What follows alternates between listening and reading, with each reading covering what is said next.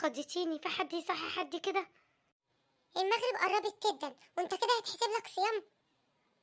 انت مالك؟ انا كده في رمضان، ما بحبش اصحى، بحب انام. المغرب قربت جدا واحنا معزومين بره النهارده. مين اللي عازمنا ان شاء الله؟ امي عزمانه زي كل سنه.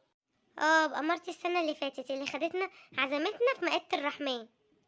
لا، السنه دي مش عزمانه في مائده الرحمن. استرها يا رب. امال عازمنا فين؟ دي مفاجاه. والله ما هلبس غير لما تقولي عازمنا فين. بص انا هحكي لك، في واحده صاحبتها فظيعه فظيعه فظيعه واكلها خطير، هي عازمه امي فامي عازمانه. تكوكس عليك وعلى امك يا شيخة، كان يوم اسود يوم ما عرفتك.